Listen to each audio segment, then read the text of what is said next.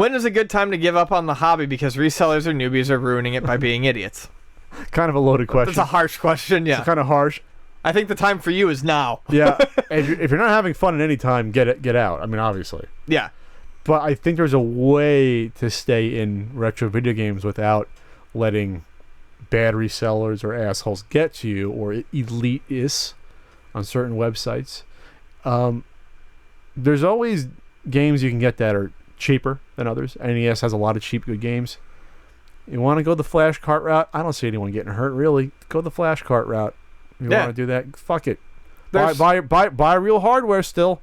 Buy real hardware if you want to do that, but then hell, just buy some flash carts and have a ball. Stop worrying about the rising prices and use some of the options that are available to you. Or realize that, while these games are getting scarcer in the market to some degree, I've seen a number of customers at the store who have pretty interesting ways of doing it. Like, there's a guy who comes in, and he always comes in with one of those cases that holds like 17 or 20 games. Okay. And he only allows himself to have enough games to fill that case. And he's constantly swapping stuff out. And it's always a hard call for him. He brings it in, and he honestly makes the choice as to what he's going to trade in on the spot. What can he get rid of because he wants something else that I have in the case, knowing that that's a little disciplined and extreme, but okay. But he's also not buying a ton of rare stuff. He's buying stuff he wants to play. So if he gets rid of that copy of Jackal because he wants to play Marble Madness, but he decides he wants Jackal back later, I would keep Jackal. But I'm just saying as an example,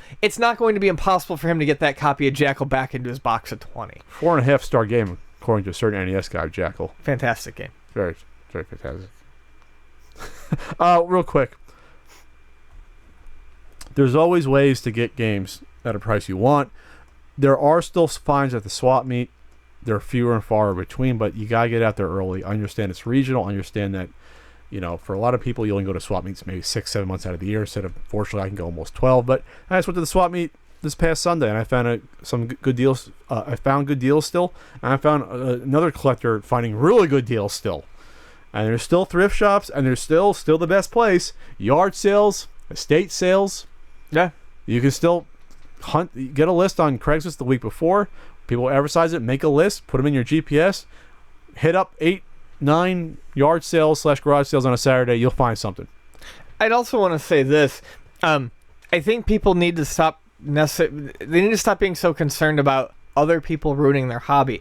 If you think other people are ruining it for you, jack out for a second and sit down and turn on the system that you play and play the games. Are you enjoying yourself? Then you're enjoying yourself. I see a parallel here to something like anime fandom or fandom for a TV show. A lot of that can get really tiresome and it can ruin your enjoyment for it. So you know what? Don't pay attention to it. Enjoy the actual product or the actual games or the actual show that you like without worrying about how other people are affecting it. Go download Nesticle and get some ROMs and kick back, fucking crack a beer, and just play. Pretend it's 1999 again with a testicle cursor moving around the screen. All bow to the fecal lord. That's right, the fecal lord, that face, that's right.